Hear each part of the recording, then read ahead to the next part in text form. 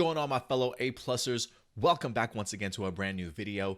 It is I, your host as always, Adam Perez, certainly coming through with a brand new video today as we are doing something, I don't want to say a little bit different, but it's actually been quite some time since we actually dabbled in some DC animated films, ladies and gentlemen. On our Patreon, I believe it's the $10 tier, I believe, we actually do exclusive DC animated film reviews for you guys.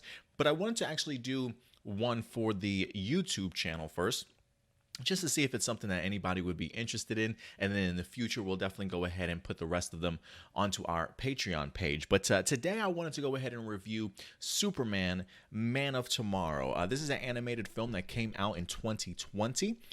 This film also was the first DC animated film to come out after the sort of wrap up of our previous run of DC animated films with the Apocalypse War, if I'm not mistaken. So while DC animated certainly wrapped up that particular universe and those particular storyline threads, we do have a little bit of a relaunch here, if you will, in DC animated films, with Superman Man of Tomorrow sort of being that first film that wind up coming out of it. And you want to talk about just distinctively separating yourself from what came into the past. I think anybody that's seen the trailers for Superman Man of Steel can easily, for Superman Man of Tomorrow, can easily tell that just artistically, it looks significantly different than what we wind up getting. Even some of the color choices, a little brighter in regards to showcasing the world around us in regards to Metropolis, right? But maybe some muted colors a little bit when it comes to Superman's costume, and or just costumes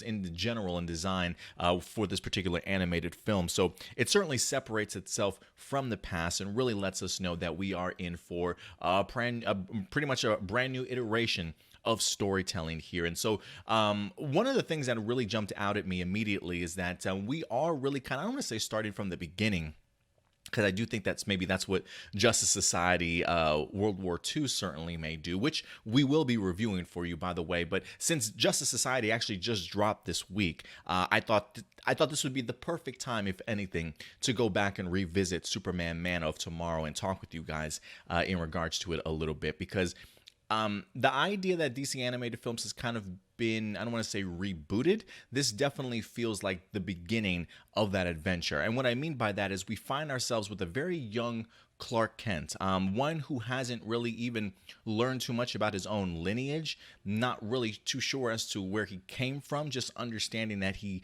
is different and has powers, right? I mean, this is even a Clark Kent who we come to find is interning at the Daily Planet, not even a full-time reporter, if you will. The first time that we get to see him and Lois Lane actually meet, right? I believe Lois Lane is a very young reporter in here, just joining the Daily Planet as well. So you immediately see here just how young this DC world truly is. They definitely do make references to the idea that Superman is probably the very first alien that they've ever met in that regards, or somebody with that type of super ability, right? There is a quick shot in this in this movie where you get to see that Lois Lane has been doing some of her own research, and that if there is a hero around or a vigilante that is currently around in this time, it is, in fact, Batman. Outside of Batman, I don't believe there's anybody else that really has made themselves well known, because it does feel very much like this world is very new to this idea of vigilantes and superheroes and aliens and that sort of thing. So this does feel like very much a reboot of this DC animated world, and really a kind of a reimagining of the Superman origin story, if you will, and one that I was very open to certainly watching, and had a really fantastic time watching this movie, to be perfectly honest with you. There are some really deep messages in this movie that I really kind of took away, and one of the things that I really enjoyed was the aspect of trying to see Clark Kent figure out sort of how he fits into the bigger scheme of things, right? Understanding that he is sort of, or eventually learning that he is sort of the last of his race. We have somebody even that winds up making their debut in here in Martian Manhunter himself, which I think they actually make a really good team in the sense of seeing how Martian Manhunter is really the one to maybe mentor Superman a little bit, open his eyes a little bit to his own personal lineage, and really force Clark to have to think about some things in regards to, do I reveal myself? Do I not reveal myself, right? How much do I tell people? How much do I trust some of these people on Earth? And it feels like that's a running theme throughout this particular movie, because one of the things that we come to find out, especially here from Jonathan Kent, once Clark Kent's, I don't want to say his cover's been blown, but now that the world is starting to notice that he is out there, right? They may not know who he is, but know the fact that he is out there. One of the running themes that Jonathan Kent kind of presents is, if you're different or special, you only have sort of two options in life. And they break this down to where you either meet the situation head on and accept the consequences, or keep your head down and accept the consequences. Pretty much meaning you reveal yourself full on and tell people who you are, or let them into your life a little bit, right? And accept the consequences that's going to come with that, or continue to be in hiding and not show yourself and maybe see other terrible things happen around you, or other aliens or superheroes persecuted for themselves being differently. So keeping your head down and, again, accepting the consequences that certainly happen in that regards. And so we definitely do see several different sides of that coin, whether you're the believer of Jonathan Kent to keep your head down. Same thing with Martian Manhunter, really kind of pleading with Clark to maybe continue to be a little bit more incognito and hide himself because of the fact that the world is not ready. There are definitely vibes of like the Man of Steel movie in here to a certain extent. To a certain extent, I do feel as though this animated film certainly separates itself, though, very much from that film. But I love the running theme here, and then eventually coming to see Clark Kent kind of grow and really make his own decisions on how he certainly wants to live his life. And one of those by the end of this film is to reveal who he is, where he comes from. Maybe not his secret identity, but enough to allow the world to understand who he is and where he came from, and maybe give them a little bit more of a sense of relief. And I'm sure there's still going to be people out there that definitely are frightened as to the idea of having an alien out here, if you will. Some of the supporting characters I thought were really well handled. I love the addition of Lobo in here, sent really as a bounty to go ahead and take care of the last Kryptonian in Superman. They had some really incredibly action-packed just scenes in this movie. There are at least 3 of them. Superman versus Lobo in the very beginning. You get your middle battle between Superman and the Martian Manhunter versus Parasite. And then, of course, towards the end, you get to see Superman, Lobo, and Parasite, and Martian Manhunter facing off against Parasite in a pretty huge brawl also. So I really loved just the dynamic of how the supporting characters worked in here. Seeing Lobo just feeling like he was just ripped out of a comic book, to be perfectly honest with you. I love the way that he was handled, especially in regards to his humor, some of his just really dirty humor to Lois Lane as she's trying to interview him in here. I really loved his presence and what he brought to the table. Same thing with Martian Manhunter, getting to see how they utilized John Jones in here, sort of as that mysterious person that's keeping his eye on Clark, seeing his movements, learning about Clark, and really being sort of that mentorship, given that mentorship to Clark Kent, because it does feel very much like they're going to have a very close relationship as the DC animated films certainly progress forward. And it is definitely a partnership, especially in the comics, that I feel like has been really highlighted as of lately also. So I thought that they took that relationship and put it into this movie really well. But the one that kind of surprised me the most was certainly the Parasite character in Rudy Jones, who we get introduced to very early on in this movie. And you see the unfortunate circumstances that actually turn Rudy into the Parasite himself. And while his character design is definitely different from the movie from the comic books, his power set very much is the same. The ability to go ahead and absorb your powers mostly upon touch, and not just human beings, but just energy in general, whether that be attacks upon him, electrical circuits, whatever the case may be. He absorbs powers, gets the opportunity to also grow, and if he does touch you, not only does he get your powers, but also a piece of your emotions and your memories and your essence of you as a person. So I thought that idea was pretty powerful in the sense of allowing Superman to be able to really communicate with Rudy towards the end of this episode, to kind of speak to that humanity that's certainly still inside of him. Because what this movie does a really great job of is really giving Parasite still that human touch, still feeling for him despite the actions that he winds up having, learning a little bit more about Rudy's family and his daughter and his wife that's about to have a kid, right? There's some really great emotional moments when Parasite tries to visit his family again, sees a mother and her daughter on the bridge at the very end, and starts remembering his own personal life and really starts making better decisions, if you will, now that Superman is kind of talking to his inner soul, the heart of Clark Kent, and really allowing Rudy to kind of think of his actions, if you will, despite him being sort of in this big monstrous kaiju sort of level form, if you will. I'm not really used to seeing Parasite sort of in that mold when it comes to the comic books, like this big gigantic literally kaiju monster. I'm looking around thinking, is Godzilla or King Kong gonna pop up out of here to go ahead and help Superman out in this case?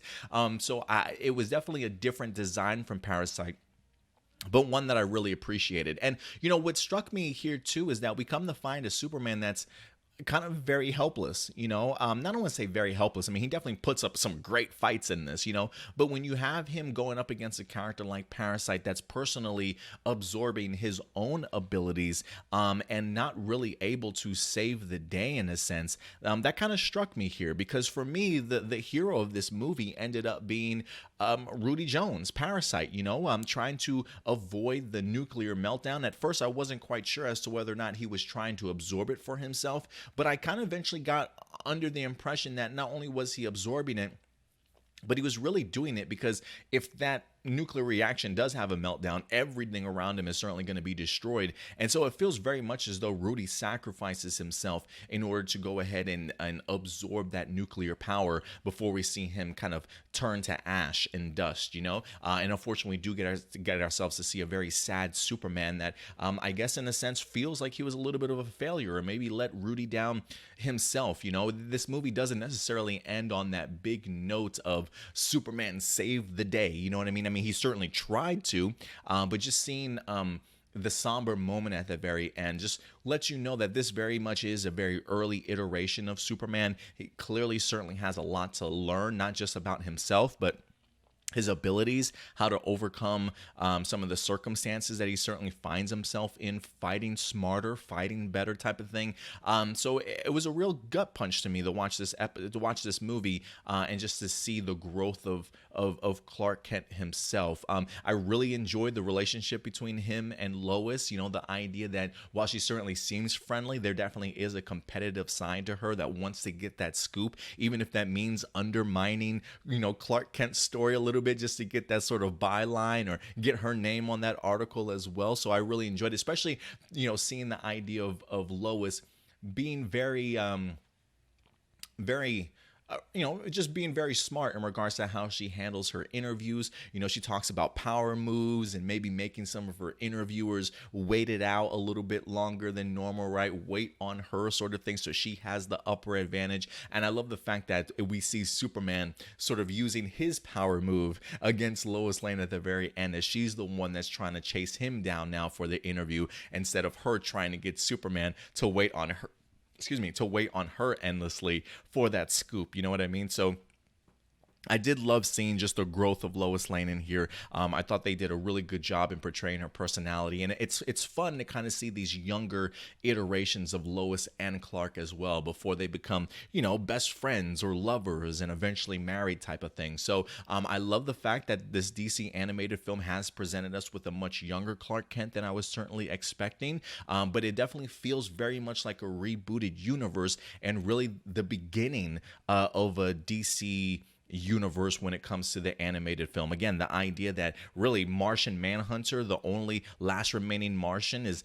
revealing himself for the very first time to even get people to think of aliens, like there are aliens out there. The idea of Superman now coming onto the scene for the very first time, Batman really being the only one that I've heard anybody mention about in here. So when I think of this movie, and I think of the upcoming movie, or the movie that just dropped digitally in Justice Society, World War II, I am curious as to how that fits into the bigger scheme of things when it comes to Superman, Man of Tomorrow, right? We're dealing with a different time period where you get to see the Justice Society, the very first sort of superhero team, if you will. I do know that there are some time traveling elements because they do have a Barry Allen Flash that's in there also. I will be interested to kind of see how that certainly plays itself out. Where did that Flash come from? How did he get into the past? Does he know Superman or Martian Manhunter, right? Like, has the JLA already been, has the Justice League already been assembled where Barry Allen comes from? I would be really interested. I thought the art style was really unique in its own right.